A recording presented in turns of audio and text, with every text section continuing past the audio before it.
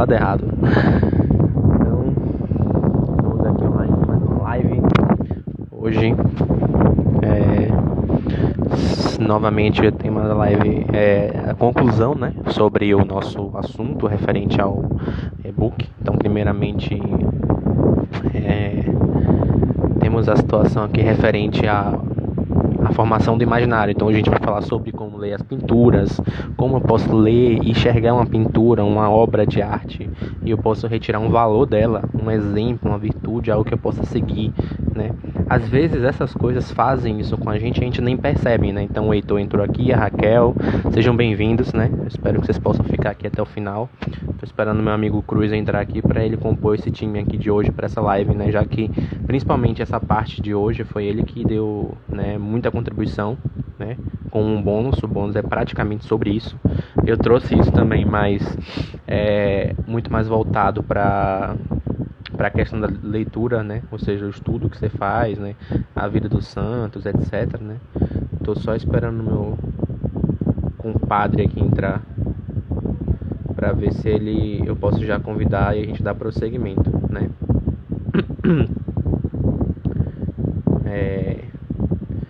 Enquanto isso, né, avisar aqui que a gente está esperando ainda a plataforma Hotmart. Eu acho que provavelmente por causa da pandemia, né, muita gente está migrando para a plataforma digital, então eles devem estar com um pedido muito grande de produtos na plataforma e por isso está diminuindo, né. A Glaucia entrou, Sueli, sejam bem-vindos. Finalmente o Cruz chegou aqui. Vou fazer aqui a transmissão começar. Estamos aguardando ele entrar aqui. Mas, como eu estava falando, né, a live dele, o e-book, né, ele está com esse problema, porque a plataforma provavelmente está recebendo muitos pedidos, né, então, tem muita gente que às vezes vendia, né, fisicamente, está migrando para o digital, e essa migração está sobrecarregando, então eles estão demorando para dar resposta, né, mas assim que deve, né, tá divulgando, passando tudo para vocês direitinho, como adquirir, as informações, etc, né, enfim, né, como é que vai ser todo esse processo, né, mas vamos deixar isso para depois. Agora tá aí nosso editor, o editor Cruz. Seja bem-vindo aí mais uma vez, meu caro. Como é que você tá? Tudo certo aí? O áudio tá com aquele probleminha de antes, tá um pouco baixo, afastado, não sei. Tenta falar um pouco mais alto, tá tudo bem agora? Agora sim, tá bem melhor. Sim, melhor. O pessoal tá chegando aí agora, sejam bem-vindos à live, cujo tema aqui vai ser formação do imaginário, né? As artes na formação do nosso imaginário. A gente vai pincelar um pouco aí no tema do bônus, né? E também no tema do terceiro capítulo, que fala um pouco sobre isso, como a gente estuda, né? Ou seja, a base, né, do nosso estudo, que é justamente formar o nosso imaginário. E para começar, eu queria fazer uma pergunta aqui para Cruz, né? Eu sei que sua conversão se deu muito mesmo por conta da questão da mitologia grega, né? A leitura da mitologia grega, a leitura de livros e assistiu muito filme, assistia muitos filmes, então conta um pouco aí pra gente como é que começou isso aí, como foi que você se deu conta de que você precisava ler mitologia grega, e qual foi o ponto de virada quando você lia para você sair do ateísmo e se tornar cristão, querer virar, né, se aproximar da fé católica? Bem, na verdade, eu não é que me dei conta de que eu precisava da mitologia grega, é que quanto mais você vai conhecendo a mitologia grega, na verdade, você escuta um mito, você quer escutar você escuta um mito, você sabe que aquele mito, por exemplo, do Édipo, ele é a continuação de um grande mito. Tem o pai do Édipo, tem o avô do Édipo, você vê que você está sempre está querendo se aprofundar mais. E as histórias são maravilhosas. Então, o normal da pessoa que ela começa a conhecer a mitologia grega é ela querer ter aquilo na cabeça mesmo. E aí, o que houve? Eu sempre tive uma paixão por mitologia, pelo menos desde os 15 anos, de ler, mesmo que de forma boba, mas ler sistematicamente. Então, oi pro pessoal aqui. E aí, Gui? oi também. Foi eu que tô na frente do ventilador E aqui. aí, É que tá um calor desgramado aqui, mas tudo bem, vamos lá. eu entrei na faculdade de História e, de repente, a mitologia grega não era mais uma história, simplesmente. Era ali uma parte do crescimento de uma civilização. O que aconteceu foi, eu não tinha mais como ler aquilo ali sem tentar entender corretamente a história no seu lugar. Passou aquela época de maravilhamento infantil que a uma primeira leitura sempre retorna, e eu tive que tentar investigar o que acontecia realmente ali na questão dos mitos. Investigando o que acontecia na questão dos mitos, um dos primeiros que eu me deparei foi lendo Hesíodo. E o Hesíodo ele vai narrar a história. Foi um mito que me despertou, assim, para começar a pensar as coisas de nova forma. E aí o Hesíodo ele vai narrar a história de Prometeu. E quando ele narra, a gente percebe uma estrutura claramente. Eu não vou narrar a história de Prometeu em muitos detalhes aqui, mas basicamente o Prometeu ele rouba o fogo do céu. E Zeus primeiro vai querer puni-lo. A punição vai basicamente. Ele basicamente vai obrigar os homens a fazer um sacrifício. E aí o que Prometeu consegue é que, vai ter uma condição aqui. A gente vai fazer um sacrifício para você, mas a gente vai separar uma parte para a gente também, beleza? E aí você vai escolher qual parte é sua. Aí Zeus, que já entendia tudo, mas queria tramar também o destino da humanidade também, ele finge que ele aceita como se fosse ignorante. Ele vai continuar fazendo isso por um tempo. E o que o Zeus vai fazer, o que o Prometeu vai indicar os homens a fazer é: você vai pegar toda aquela gordura, vai colocar. Pera, o pessoal está acompanhando, o áudio tá bom, o áudio tá travando. Pode responder, por favor? Bem, enquanto o pessoal responde, deixa eu... Sim, vai lá. O que o Prometeu vai fazer é ensinar os homens: vocês vão pegar um monte de gordura e botar em cima dos ossos. Depois você pega um monte de parte menos nobre e bota em cima da carne de verdade. Assim, quando Zeus olhar as duas partes, ele vai atrás da gordura, achando que ali está indicando a carne. E Zeus, ele finge que ele não entendeu, e ele faz exatamente isso. E assim fica estabelecido o sacrifício. Bem, o mito a gente pode parar a narração por aqui, mas o fato é que isso estava indicando alguma coisa que aquela comunidade realmente experienciava. E é isso que eu queria entender quando eu olhei pela primeira vez. Quando eu finalmente parei para pensar, mas o que uma pessoa pode experimentar? Que experiência pode levar a uma narração dessa? E eu fui começando a perceber que é uma experiência similar ao que os católicos e os cristãos... Eu era ateu na época, então vamos dizer os teístas, simplesmente. Todo mundo que acredita em alguma coisa experimenta. Que é basicamente um universo estruturado em 3 níveis. Que é o nível divino, ou seja, é aqueles que criaram tudo. Uhum. Nós temos o nível animal, que é a parte que vai ser sacrificada, que é intermediário a eles, nós temos os humanos. Os humanos, eles possuem algo do divino e algo do animal. Uhum. Nós temos nós temos uma alma intelectiva como os anjos, mas nós temos o corpo de um animal. A cultura mesma do homem é o que tornava uma ponte perfeita entre esses dois mundos. Ou seja, os deuses, eles tinham criado um mundo, mas eles não eles não interferiam no mundo de forma tão direta. Eles criaram, de certa forma, um intercessor, um, um embaixador para cuidar do mundo que eles estavam fazendo. Mas esses intercessores, eles tinham que ser lembrados disso, do lugar que eles estavam no universo. Porque o terceiro plano, que é o plano que eles tinham que administrar, era visível, era óbvio. Eles não esqueciam que a gente não existe, que há as coisas ao nosso redor. Ninguém duvida da existência do celular onde está assistindo a live. Ninguém duvida da existência das árvores. Ninguém duvida da existência do...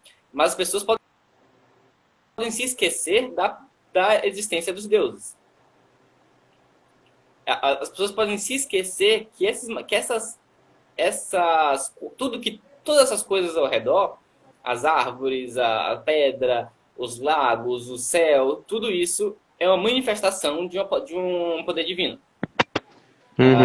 Sim. E aí, para tentar não deixar isso se alongar tanto, porque poderia, o que acontece?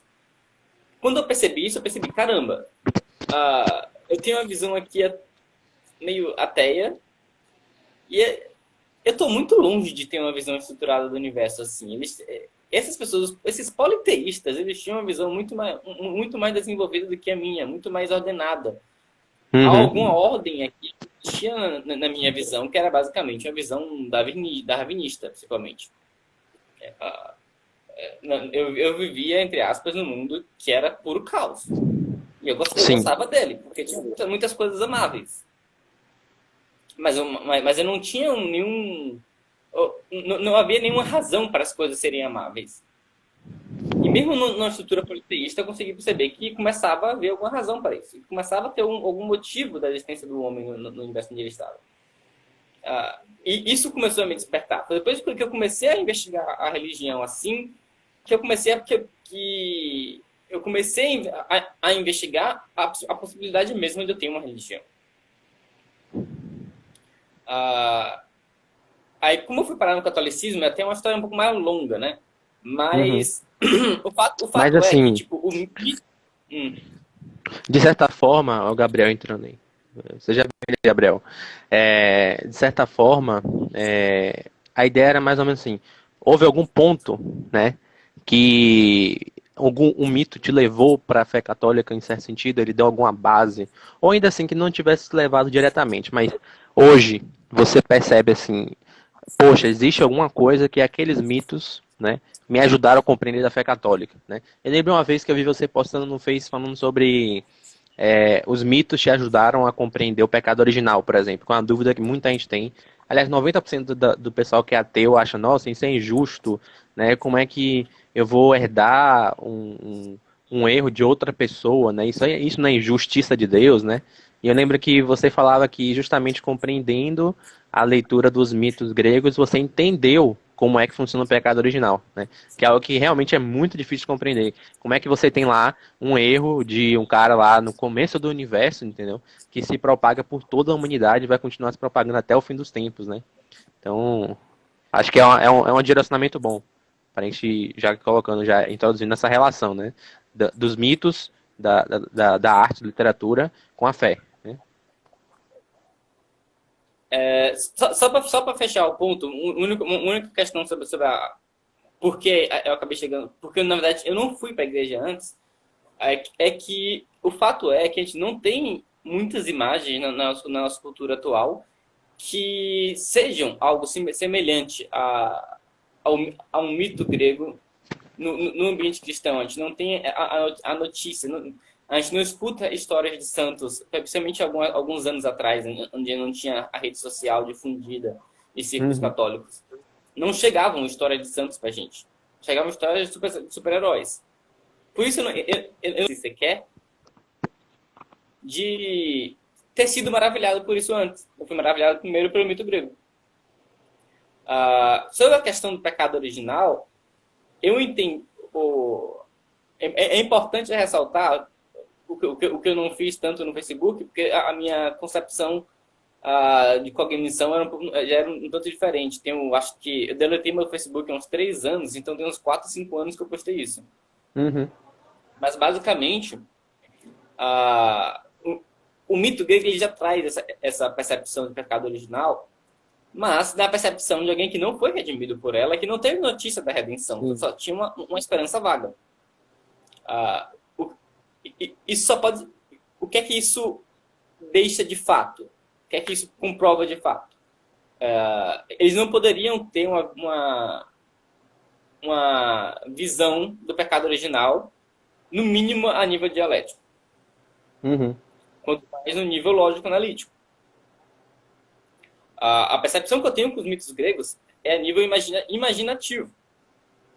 Ou seja, eu percebi ali que tinha uma certa continuidade dos erros humanos, que os heróis eles herdavam o estado dos pais. Porque muitas vezes isso acontecia por conta que um deus ele se tornava um inimigo de toda uma linhagem, porque o pai do pai do pai criou uma inimizade com aquele deus. O deus então se tornava inimigo de toda aquela linhagem. Mas a questão própria do pecado original eu teria que ter algum mito muito mais próximo da minha cabeça agora para explicar isso com muito detalhe. Mas se você vê essa continuidade dos erros, e de certa forma, uma redução da consciência ao longo dos heróis. Uhum. É como se eles herdassem realmente no sangue, porque como eles surgiram de uma natureza decaída, eles só poderiam ser uma natureza decaída. É como se eles estivessem percebendo, em certo sentido, que, poxa, tem esse cara aqui, né? A família dele aconteceu isso, aquilo outro, que gerou tal problema, né? O cara anterior a essa primeira linhagem também teve esse mesmo problema. Aquele outro teve outro também. E assim vai, assim vai. É como se um erro tivesse ligado a outro em certo sentido. Então, digamos que o bisavô Ligado dele. de forma causal. Sim, de forma causal. Então, digamos assim, que o bisavô dele traiu a bisavó dele com a vizinho. E aí, do nada, aquele vizinho vai lá e mata ele. Aí aquele cara vai, Uhum. o filho do bisavô dele percebe, poxa, aquilo foi errado, foi injusto. Não era justo ele ter matado meu bisavô por causa de uma traição. Então vai lá buscar justiça com o cara. E aí vai, né? Uma sequência de erros, uma sequência de causas, né? Que vai levando uma coisa a outra. Né? É aquele velho tratado que tem no Salmo, né? Que chama-se abismo, chama outro abismo. Né? Então, os gregos, eles Sim. percebiam isso, talvez, né, na vida deles. Então, eles percebiam isso acontecendo no seu dia a dia e a forma que eles tinham de traduzir aquilo, porque como era algo muito, digamos assim, não muito claro, né? Até hoje isso não é tão claro. A gente sabe que isso existe, né? Mas você não consegue achar formas de descrever aquilo de uma forma tão simples, de uma forma tão criar uma narrativa com aquilo, né? Então, por não ser tão claro, os gregos, a melhor forma que eles acharam foram criar mitos para isso. Né? Então, a maldição de um deus, né? A junção de vários fatores, né? Enfim, a ira de um herói, enfim. É toda uma trama familiar. Isso fica muito claro. Eu não vou dar uma explicação do pecado original aqui para quem está na live. Eu não vou dar uma explicação do pecado original à luz do paganismo. Mas eu dou uma indicação que quando vocês lerem, vocês vão ter isso muito claro. Que é para ler a Oresteia. Vocês leem as tragédias relacionadas à família de Orestes. Vocês não precisam nem tanto ler as tragédias, gente. Se vocês lerem o mito grego dele, simplesmente, um desses condensados aí, de toda a família de Agamemnon, de Orestes, vocês vão perceber como é que um erro vai abrindo para outro. Quando você percebe isso, é só você ficar remontando um pouco mais para o passado e pensar em como as coisas eram um pouco de uma forma um tanto mais simples. Uhum, Quando Adão cai, ele já está numa situação diferente. É exatamente. claro que já tem alguma inimizade ali possível, patente, entre ele e Eva, que não tinha no paraíso. Não era possível. E aí ele começa a ter filhos. E os filhos, cada um começam a ter alguma questão em natureza caída. Então aquilo tudo deles eles começam a cair em pequenos erros que Uhum. muitas vezes não são redimidos durante a vida. E muitas vezes eles legam aquilo para o filho, só que de uma forma não expressa. Ou seja, é um olhar que você dá para uma pessoa, que seu filho vai copiar e nunca vai entender o porquê aconteceu. Isso não é tão difícil de olhar no nosso tempo. Pode ser de explicar, mas não é tão difícil de olhar. Sim. É só a gente pensar a própria questão da luta de classes. Se a gente parar para avaliar. Racional que exista a visão da luta de classes, como a gente conhece, como é propaganda pela esquerda hoje. Parece que houve uma grande injustiça por trás e que não deveria haver classes. Uhum. Mas isso é basicamente esquecer onde é que estão os méritos e os acertos de cada um. Se você usa uma figura de linguagem para representar tudo isso. Sim. Ou seja, muitas vezes você está falando ali, porque o rico tem tal problema, ele é mais rico por injustiça. Peraí, mas e o mérito dele para conseguir aquilo? E o mérito do avô dele? Essas coisas são Uhum. herdadas, porque pode haver um legado material e não pode haver um legado espiritual. Exatamente. Se o, Perfeito. se o espiritual é constituído também, é além, mas ele é constituído também da parte psíquica, da parte material. Veja que você falou do marxismo, a gente entra num ponto importante, é que até mesmo a ideologia, ela precisa de uma narrativa na base dela para ela existir, né? E muitas vezes aqui, às vezes a religião, os religiosos, né, nós católicos não entendemos isso, é que a base de uma fé católica é uma narrativa também, né? É uma narrativa que existiu. Você pega o evangelho é o quê? Ele é descrito na forma de história, né? Da história do próprio Cristo, né? O Deus que se faz carne, né? Padre Paulo de Carlos vai ainda mais longe, diz que o evangelho, não só o evangelho não, perdão, o evangelho de fato é a história do Cristo, mas ele fala assim que o Novo Testamento todo é a narrativa da história da igreja, porque você vê como a igreja surgiu, primeiro na família de Nazaré, depois na criação dos discípulos, a pregação da doutrina, depois a morte na cruz e a ressurreição. Aí você já passa para Atos dos Apóstolos. O que é o Atos dos Apóstolos? Né? Os apóstolos se virando ali sozinhos, né, entre aspas, né, com o auxílio do Espírito Santo, ou seja, o mestre não está tão presente fisicamente, mas já está presente ali em forma na pessoa do Espírito Santo, né? Aí eles já estão fundando as bases da igreja, então as primeiras coisas são feitas ali. Depois disso vem quem? Vem as cartas, né, dos apóstolos, que são as cartas dos apóstolos. São justamente, né, direcionamentos que os apóstolos deixaram para as suas igrejas, que vai reger a igreja no mundo inteiro, né?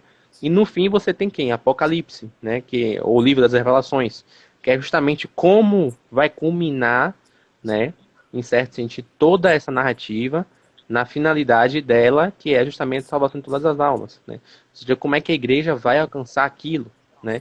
Como é que a igreja vai vencer os obstáculos do mundo moderno, etc. Então, não só do mundo moderno, mas talvez a gente tiver outra modernidade pior ainda na frente, enfim, ou um retorno, não sei. Entendeu? Então, ao longo dos séculos, como a igreja vai enfrentar, né, os desafios e como é que o próprio Senhor vem redimi-la, né? Então, a base de uma religião é sempre a narrativa, né? Então, e talvez a fraqueza que a gente tem hoje, né, espiritual, vem justamente disso. Porque se você for observar das grandes religiões, aparentemente os católicos são os que têm mais desconexão com a sua história, né? Mais desconexão com a sua eles não têm uma consciência do que é a Igreja Católica. Pouquíssimos têm, pouquíssimos, né? E não tem porque não conhecem essa história e não conhecem essa narrativa que gerou a história, né? Como Deus vai agir em torno da sua igreja. Nossa, eu li esses dias, terminei esses dias, foi a biografia de Santa Catarina de Siena, né? É muito bonito você ver, como você vê assim, a igreja no começo, ali antes dela nascer, né, padecendo, com um clero corrupto, com vários problemas, com um papa fora de Roma. Aí ela nasce, se converte, e aquela história da vida dela, a narrativa da vida dela, de forma consistente, se torna um remédio para a igreja, se torna um remédio para a narrativa da igreja. Então, ela criando de forma consistente uma vida real, né? Acabou sendo impactou de tal forma a igreja que mudou aquele período histórico, entrou na história, né? Entrou para a Sim, eternidade, né? Então, eu acho que o primeiro passo, né? E ali a gente já descreve isso no e-book, né? No terceiro capítulo do e-book sobre como estudar, né? Antes de você entrar, vou gravar ali a doutrina, vou gravar não sei o que lá, você tem que partir primeiro para conhecer, né? Beleza, eu vou entrar aqui, né? Pensa assim, quando você vai na escola, na faculdade, você se junta com os caras que são mais veteranos, né? Por quê? Porque eles são os caras que já sabem como aquilo funciona. Eles já sabem como é tal professor, eles já sabem como tal colega se comporta, eles já sabem, né, o que que acontece na aula de laboratório, entendeu? Então, eles têm uma consciência naquela narrativa, eles têm uma consciência de como as coisas se desenrolam, né? E antes de você vai entrar na igreja, vai entrar, vai se converter, você tem que ter essa consciência. Você só tem essa consciência quando você estuda a vida dos santos. Quando você estuda em certo sentido, autores que descreveram vidas ideais, às vezes não é nem a vida de um santo mesmo que existiu, mas, por exemplo, o Jorge Bernanos, que tem lá Diário de Pároco de Aldeia, que você tem ali a vida de um santo, né? De forma fictícia, mas você tem. Você lê, você percebe isso claramente, né? Ou então, o livro que eu estou lendo agora, Os Noivos, né? Que você tem ali vida de santos, você tem sujeitos que agem como santos, sujeitos que agem com medo da religião, sujeitos que são obrigados a praticar religião, qual é o mal que isso causa. Então ele vai dando várias expectativas, várias possibilidades ali, né, para você entender, para você compreender de fato, entendeu? Como cada alma, como cada pessoa, como cada um vai se portar diante daquela experiência, né? E você tendo esse, essa consciência, você consegue, em certo sentido, né, trazer isso para você, né, para sua experiência. Eu sou quem ali agora, né? Quem é que eu tô me comportando? Qual é o personagem que eu tô adotando para mim, né? sim. E aí, nesse sentido, um dos tópicos que eu vou citar no e-book, né? O e-book, por exemplo, não tem o nome do bônus. Ele não tem o nome formação do imaginário por um motivo muito claro. Uhum. Primeiro porque ele foi feito por mim. Então, na verdade, a forma mais que eu podia dar de mais pessoal, uma coisa, ou seja, de passar uma experiência real, não seria nem só formação do imaginário, pelo menos para começar. Porque eu não comecei com uma formação do imaginário. Uhum. E aí tá um problema que eu queria colocar aqui. Todos nós já passamos, de certa forma, é a primeira coisa que você tem que reconhecer, já passamos por uma formação do imaginário. O problema, e o problema é justamente ela. Porque o Uhum. imaginário qualquer homem tem. E aí eu trouxe até um exemplo, e eu vou querer o pessoal da plateia poder comentar. Que é essa foto aqui.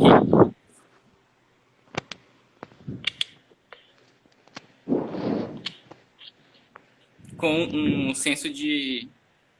uma pequena censura ali. A tarja preta na menininha. Todo mundo...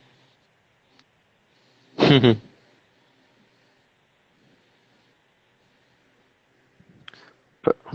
Peraí, Cruz, que deu uma travada aqui, Cruz. Cruz, tá travando uma chamada.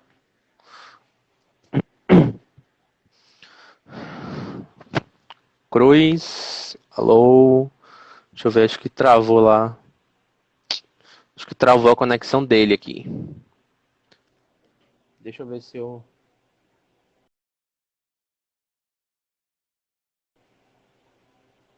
Vou tentar colocar de novo. Pra ver aqui.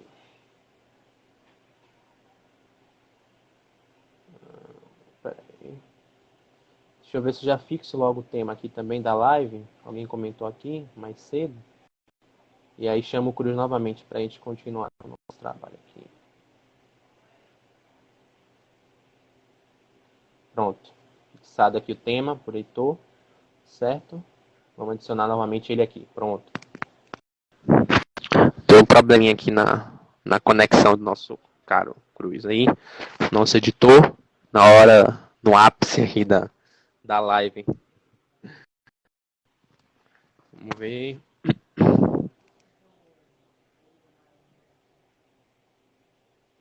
Tô chamando ele aqui, tô esperando ele. Cruz. Cruz, Cruz, Cruz, Cruz, Cruz, Cruz. Cadê Cruz? Ele não tá chegando por algum motivo. Tem algum problema técnico aqui. Deixa eu ver se eu consigo chamá-lo aqui novamente. Tá, ver se consigo chamar. Tô chamando você, mas não tá aparecendo. Tô chamando você aqui. Ah, agora foi. Agora foi. Pronto. Retornando, eu quero que o pessoal dos comentários comente sobre essa foto. O que é que vocês conhecem sobre a foto? O Yuri, se você quiser, pode comentar também. Sim. Se eu não me engano, isso aí foi na guerra do Vietnã, não foi? Foi justamente ali tem o pessoal do Vietnã, né? Vietnamitas, né? E soldados americanos ali atrás, não é isso? Justamente quando houve, se não me engano, um bombardeio com gás mostarda, sentido. Que eu me lembro, acho que foi isso, né? Essa foto geralmente é muito usada assim para mostrar os males da guerra, né? Ou seja, como, né? Não somente o mal da guerra pela guerra em si mesma, né? Mas também aquela coisa, né, da influência americana no mundo, né? De como os americanos destroem o mundo, etc e tal, né? E, enfim, né? Então, mais ou menos isso. Mais ou menos isso. Agora, sabe qual é o problema? Uhum. Eu acho que todo mundo que está assistindo deve ter pensado algo muito similar aí. O problema é que no raio de 60 quilômetros não tinha nenhum americano. A gente vê essa foto, eu não vou dizer que está em todos, mas está em pelo menos 95% dos livros didáticos. E todos os professores eles citam isso. Que isso aí é os Estados Unidos absurdo, está atacando um lugar onde tinha civil, afastando criança dos pais, como o Lulu falou. Todo esse problema. Mas não tinha nenhum americano no raio de 60 quilômetros. O programa para evasão de americanos já tinha dado início do Vietnã. Eles já estavam saindo. Só tinham 2 americanos a 60 quilômetros de distância que funcionavam como conselheiros dos Vietcongs. Outra coisa que falam sobre essa foto, a narrativa, né, que corre é que os americanos teriam bombardeado com napalm e eles teriam bombardeado justamente um templo, que era um local de refúgio. O problema é que nem os Vietcongs, no caso, o bombardeio foi por parte do Vietcong do Sul, a parte capitalista, ou no mínimo a parte que estava querendo se defender do comunismo, e eles não bombardearam o templo.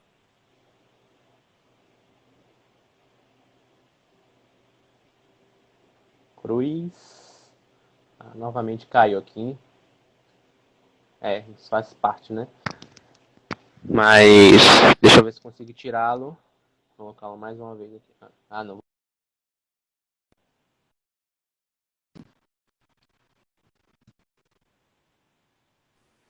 Tá carregando? Ele tinha evacuado as pessoas do local de refúgio e colocado nas estradas para correr. Essa menininha foi atacada por causa de uma bomba de napalm. Ela só foi atacada porque os Vietcongs do Norte atiraram do local de refúgio. E de longe, o exército ele não tinha como identificar quem era civil e quem era os comunistas que estavam atacando. Quem era militar. Só que a propaganda é totalmente chega pra gente de forma totalmente diferente. E uma imagem daquela, com aquele impacto emocional, ela fica na nossa cabeça. Uhum. Com certeza. E esse é um pequeno exemplo que eu só fui descobrir, tá estudando essas coisas há anos, eu só fui descobrir essa semana. Eu até fiz um teste aqui, precisamente, até você não tinha percebido também. Eu descobri agora. Inclusive, essa menina, ela acabou se convertendo depois ao cristianismo. Uhum. E aí, só que qual é o problema? A mesma coisa acontece com muitos outros filmes. O Nome da Rosa é o filme que mais vai se destacar nesse sentido. A gente é bombardeado por essas coisas. a gente, muitas vezes são propagandas, né? Isso o pessoal não entende. Então, eu até fiz uma brincadeira esse dia no feed, falei assim, ó, quando a gente fala em Idade Média para vocês pensam logo uma cidade do escuro, né? Rua cheia de poças né? na, na rua cheia de poças, né? Ratos correndo para tudo quanto é lado, sempre aquele cenário sombrio na sua cabeça. Se você fizer esse esforço sincero, você vai perceber isso. Você vai perceber isso. Se você pegar qualquer coisa assim, pensar, faça esse exercício, faça de tarde, no momento que tivesse silêncio. E pense, Idade Média. E tente imaginar, ver as imagens que aparecem na sua cabeça. Ela vê que são exatamente essas. Mas isso não faz o menor sentido, porque se você olha, por exemplo, vai no Google, vai num aplicativo de fotos, tipo um Pinterest, e pesquisa lá sobre Milão, pesquisa Veneza. Você vai ver que são cidades que naquela época continuam a mesma coisa hoje. A Europa ela não sofreu nenhum tipo de mudança tão drástica assim, na arquitetura. Alguns pontos sim, mas a maioria dos pontos mais históricos não. Então, como é que hoje você vê para aquela imagem colorida, né, bonita, né, arquitetura bela, né, confortável? E quando você pensa na Idade Média, que era justamente quando essas coisas foram criadas, você pensa de uma forma ruim, por que é que acontece isso? Né? É justamente isso, propaganda. Ou seja, o efeito da propaganda é que ela te dá um símbolo de forma negativa e aquele símbolo impregna na sua mente, de tal forma que você não consegue desfazer dele de forma tão simples. Você vai precisar ali fazer um certo processo de investigação, e aqui na investigação não é tanto leitura. Só esse processo de você olhar, pegar imagens da Europa de hoje, né, e em certo sentido confrontar, né, você consegue, em certo sentido, desfazer esse problema. Você consegue ir fazendo só a questão de olhar, botar os olhos. Uhum. E esse é o ponto do que eu vou mais focar no bônus. Porque eu não vou falar sobre uma formação do imaginário.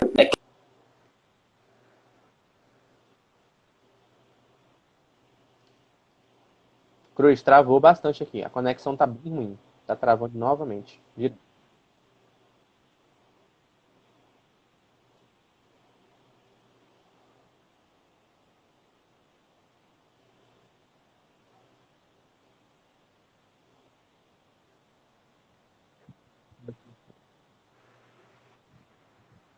A gente poderia estar naquela onda de clima mais radical. Não entrar em contato com nada do cinema moderno, é só você não entrar em contato com nada das obras modernas, etc. Só que isso aí é utópico. E pior, você não vai saber se posicionar no seu próprio mundo. Uhum. Se você não sabe, por exemplo, se você nunca teve notícia de que aquela foto teve toda a narrativa em cima dela, você também nunca vai conseguir se posicionar enquanto aos agentes que estão fazendo essa narrativa. E essa é uma coisa absurdamente necessária. Com você certeza. ter a consciência de como as narrativas estão sendo desenvolvidas. E eu começo a falar justamente sobre isso. Diga. Uhum. A noção exatamente é você ter a capacidade de se orientar no mundo. Né? Não adianta nada você eu me entupir aqui de pinturas clássicas, de músicas clássicas, de gregoriano, e eu não saber, uma pessoa me fazer um questionamento e não saber responder. Né? Porque a visão da leitura clássica é justamente para isso, é você pegar, em certo sentido, e se fortalecer sua personalidade, né? Etc. Ou pior, você saber responder. Ou seja, você vai pegar aquele discurso, tal como ele foi feito há 500 anos, e achar que ele se aplica exatamente da mesma forma.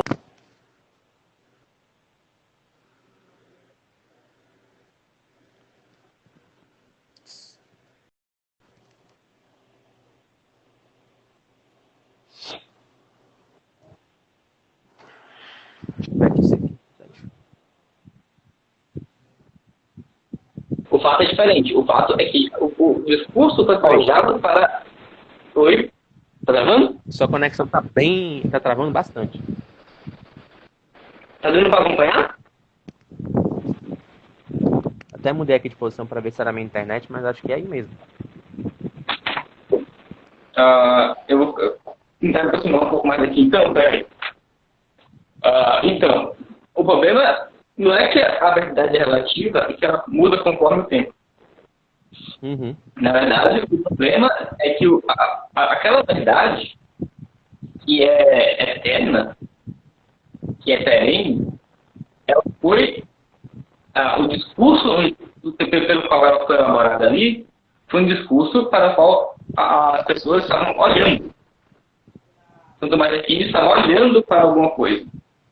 Uhum. Estava olhando ali para o discurso dos gnósticos da época e estava elaborando um discurso em oposição a eles. Uhum. Ele estava falando com uma cultura específica. Ou seja, ele pegou algo que é perene e fez esse algo dialogar, ensinar, se contrapor a algo temporal. E é esse movimento que nós temos que tentar pegar para não cair na exaltação imaginativa que a gente falou tanto na última live. E que você fala muito bem no book. Sim, exatamente. Ou seja, a gente tem que pegar a gente tem que pegar, saber olhar os filmes que ainda nos interessam, e a gente tem que entender o que é que eles realmente estão falando. A gente não pode simplesmente absorver. Uhum. É claro, na hora que a gente está assistindo, a gente faz uma descrença. Ou a gente faz uma crença. A gente acredita ali sem fazer nenhuma crítica. Mas no final, a gente tem que saber dar um sentido para essa experiência. É com esses olhos que eu fui construindo o e-book. Agora eu acho que dá para a gente falar alguns pontos sobre por que houve um bônus, né? Uhum. Sim.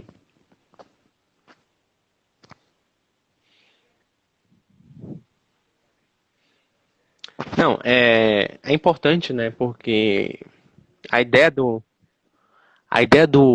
e-book como um todo, né? O principal, né?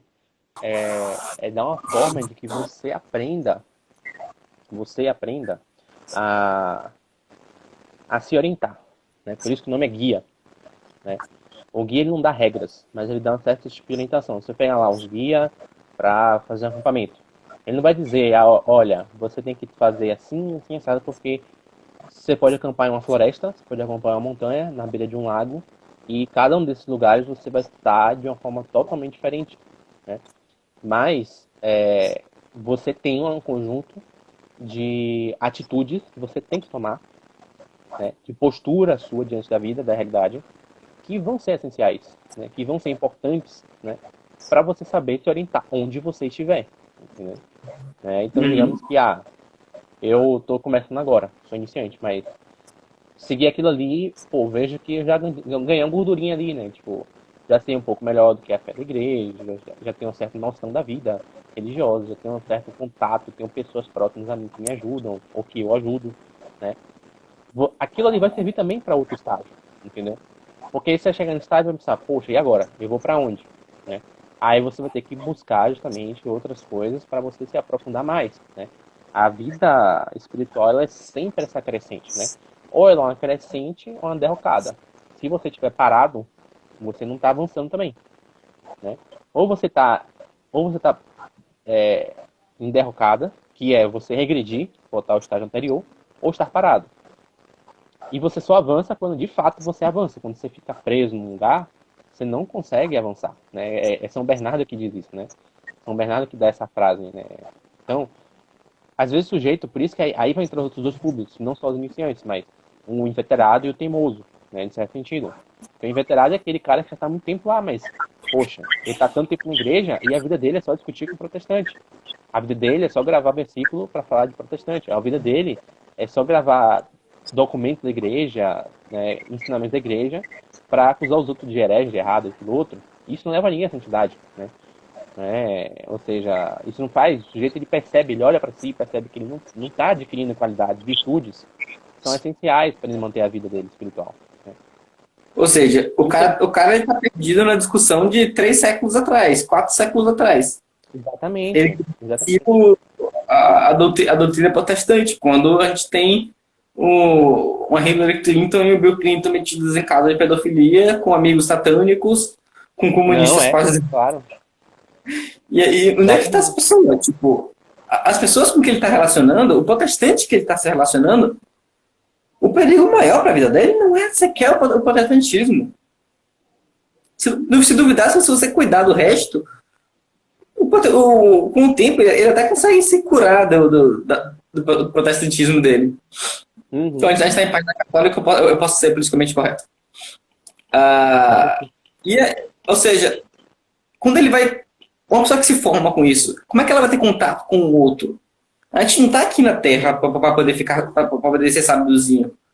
A gente não está aqui na Terra para poder bater um checklist que nos permita entrar no céu. A gente está aqui na Terra com a mesma missão que Cristo. A gente está aqui na Terra para poder entrar em contato com as pessoas que estão caídas. A gente está aqui na Terra para poder salvar. Se você não salva, se você não vai até a situação dela, tu vai fazer o quê, meu filho? Nada. Se você só vai conseguir provar que você está aqui, que você está certo. Mas isso aí é a mesma coisa que Deus tinha antes de se encarnar. Deus não precisava provar que ele estava certo, ele já estava provado, ele já estava salvo. Ele desceu à Terra para salvar a gente. Pessoas que nunca iam reconhecer que ele estava certo. Exatamente. E aí, é um pouco nesse sentido que eu faço o e-book. Qual era o sentido original, na verdade? Vamos lá contar uma historinha. Por que vocês vão ganhar esse bônus? O fato foi que eu comecei a fazer a edição para o e-book de Yuri e eu percebi que muitas das imagens que eu tinha decorado no tempo da minha conversão, que eu era aficionado por fazer coleções de fotos antigas, de livros, de quadros, eu decorava algumas coisas de bibliografia, fotografias antigas, eu decorava pintores. Depois eu perdi boa parte do meu armazém, mas na minha cabeça ficou bastante algumas referências. Eu percebi que eu conseguia acompanhar algumas das coisas que o Yuri estava falando, porque eu tinha algumas referências de imagem na minha cabeça. Eu poderia, por exemplo, porque não cabe no e-book, mas eu poderia, para cada capítulo, fazer uma associação com um filme, onde a ideia daquele capítulo é demonstrada. Não sei o que me ocorreu na hora, porque não tinha utilidade prática.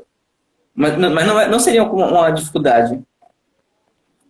Para cada capítulo que você precisa entender, se vocês olhavam um filme, e as palavras daquele capítulo, ao você assistir o filme, ao você ser impressionado por aquela narrativa, você iria aumentar a compreensão da leitura. Essa foi a minha intenção, só que com os quadros. Ou seja, para cada quadro que eu coloquei ali, a intenção foi introduzir vocês a uma ideia. Ou seja, você abre e você vê a Torre de Babel. Toda aquela história que já está na sua cabeça sobre a Torre de Babel, você vai levar ao longo da leitura do capítulo. E aí, eu fui fazendo o e-book com esse espírito, em que as imagens ficassem na sua cabeça e, de certa forma, condensassem algumas das ideias que estão presentes ali, ou seja, como um auxiliar. Só que eu percebi que, primeiro, eu gostei bastante de fazer, eu gostei bastante do conteúdo, eu gostei bastante de poder estar contribuindo para as pessoas assim. Eu acho que o e-book ele tem uma função muito importante para realmente guiar as pessoas, para dar uma luz, e poder tá ajudando nesse sentido com material que colabore. Me moveu não só, sei lá, não é só uma questão de estética, não era uma questão de fazer bonito, era porque ia ser útil mesmo. O ponto é esse. E aí eu pensei, o que mais pode ser útil? Bom, vai ser muito útil para essas pessoas se eu fizer a conexão de forma que, ao ler, elas pensem mais por si e deixem que a conexão ganhe carne, não fique algo apenas subconsciente. Então eu falei com o Yuri, eu vou fazer um bônus onde eu vou comentar o uso de cada quadro que eu botei ali. Eu escolhi os 5 principais porque o prólogo e o último capítulo são imagens muito mais poéticas, e elas, qualquer um que olhar ali é apenas para se deixar impressionado, mas as 5 do meio, diga. Uma coisa que eu percebi também é que você começa as imagens, né? E as primeiras imagens, elas são todas em preto e branco. E quando chega à conclusão, você tá uma imagem colorida, né? Isso Tá dá mais justamente colorido. dá aquela noção de, olha, o caminho foi alcançado, né? Ou seja, Sim. aquela visão turva que você tinha no começo, ela foi retirada, né? Ela foi em certo sentido, a melhorada, né? Não é nem só a questão da visão, mas você ganha realmente. Eu não tenho como usar muito outras palavras. Você ganha um pouco mais de cor quando você depois de passar por aquela análise, depois de passar pelaquela orientação, você vê a própria anamnese do Cristo ali. Quando o Cristo Uhum. para e avalia a sua própria missão, aquilo ali ganha cor. Aquilo ali tá vendo, ó, eu vim ao mundo. E o mundo não é preto e branco. A gente tá vendo preto e branco agora, mas o mundo não é preto e branco.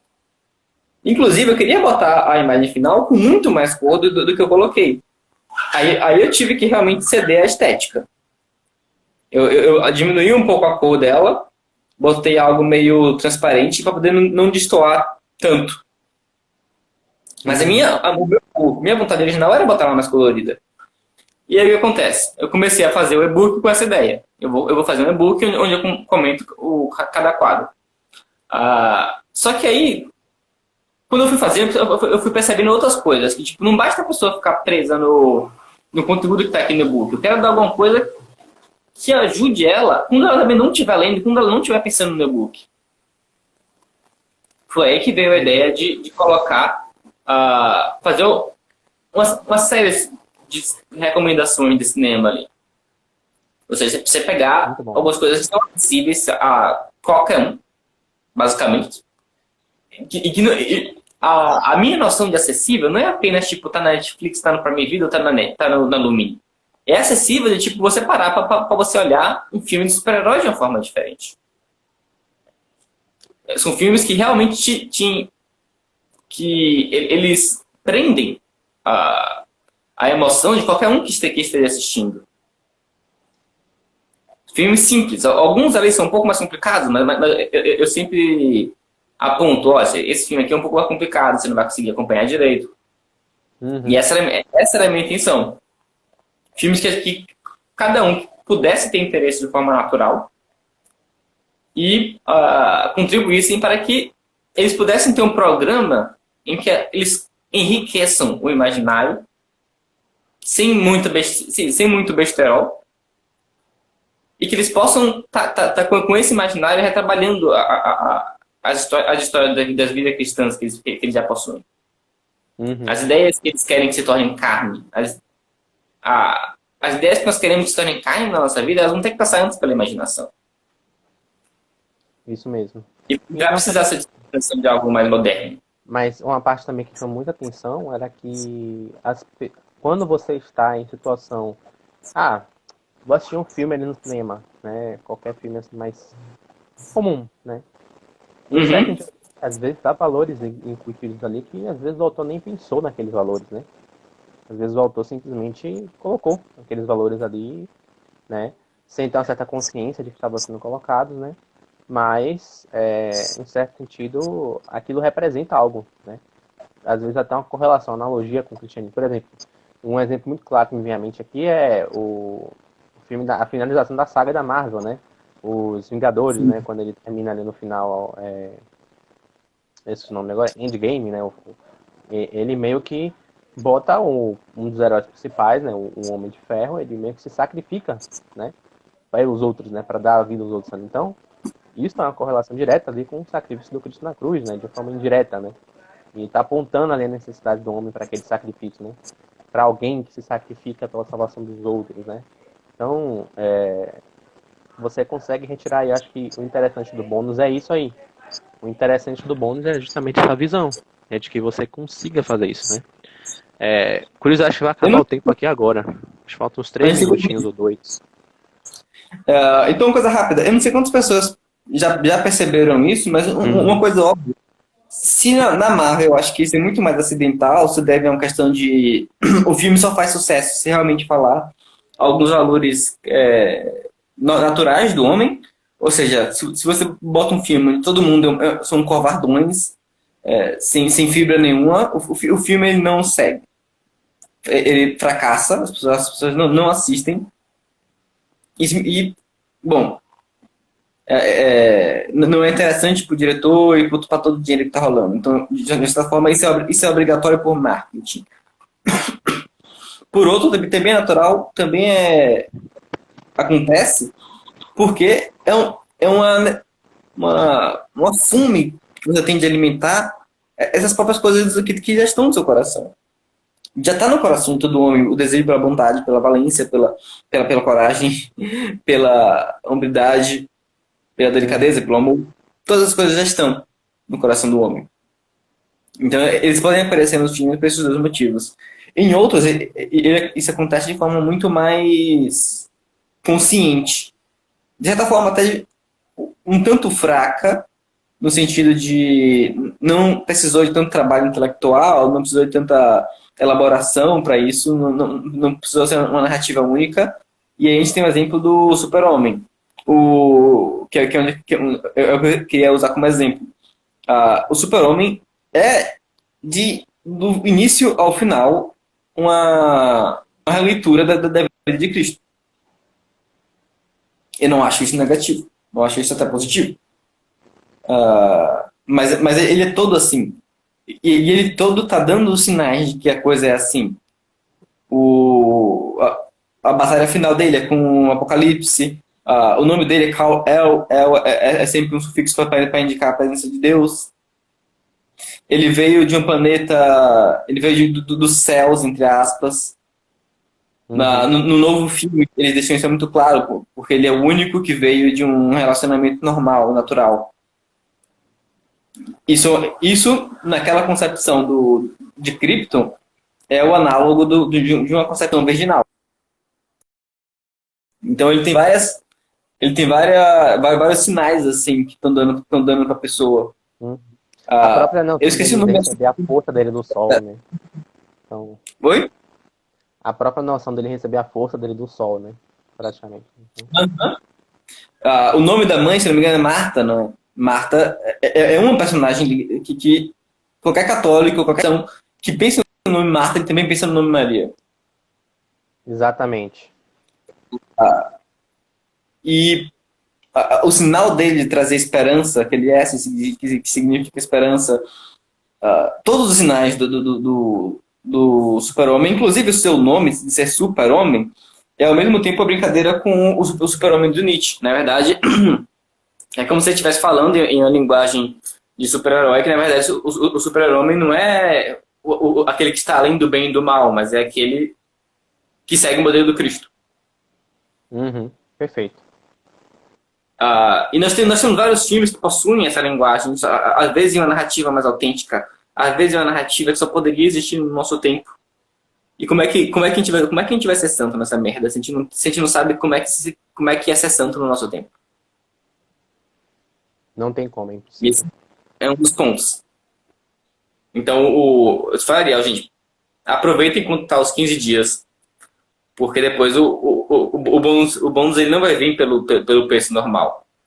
E ele vai ser uma ferramenta miserável para vocês botarem o que já tem de muito bom ali no e-book, de forma bem simples. Exatamente. Né?